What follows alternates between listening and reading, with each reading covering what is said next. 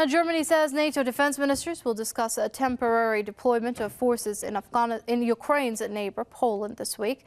The spokesman for the German Defense Ministry said the 28-member military alliance would consider reinforcing its Multinational Corps Northeast in Poland near the Baltic Sea. Meanwhile, NATO officials said the alliance defense ministers would on Tuesday review measures in the face of Russia's actions toward Ukraine. They include enhanced air patrols over the Baltic states and surveillance of flights over Poland and Romania. The defense ministers will also discuss the longer-term implications of Ukraine's crisis. Poland has said that Russia's actions in the Crimea peninsula made it vital that NATO reinforce its troops in the Eastern Europe. But Russia says that NATO's troop deployment close to its borders will violate a 1997 agreement between Moscow and the military alliance. Well, let's speak to Chip Tatum. He's a columnist with Veterans Today, and he joins us via Skype from Tampa. Mr. Tatum, thank you very much for joining us here on Press TV.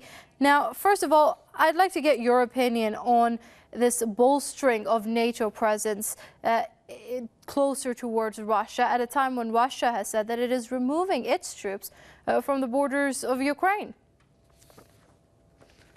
Yeah, right. It sounds like the United States is fluffing their feathers quite a bit. Look, we had the 1997 NATO-Russia Bounding Act that set up buffer zones and protected basically both former Soviet and NATO areas where neither the United States, NATO, nor Russia could violate those buffer zones.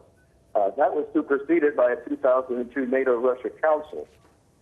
Now, in May of this year, the United States jumped up in part of their fluffing and said we're suspending the 2002 NATO-Russia Council, but it still doesn't suspend the rights that Russia has in their buffer zones and protecting their airspace, and that includes the new Crimea peninsula, which wasn't accounted for in earlier agreements. However, it is part of Russian territory now.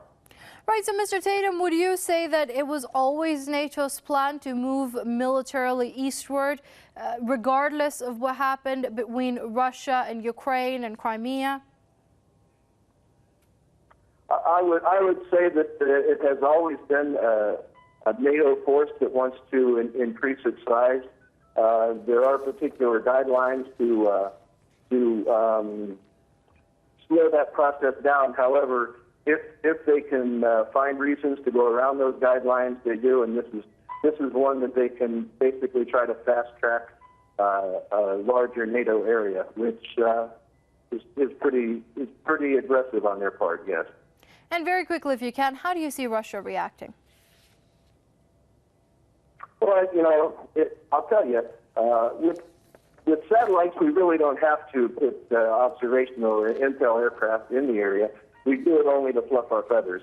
I believe that Russia would, if they violated those zones, they probably would only lock on manned aircraft. But if we placed unmanned aircraft, unmanned reconnaissance flights in the buffer zones, I believe Russia would probably shoot those down.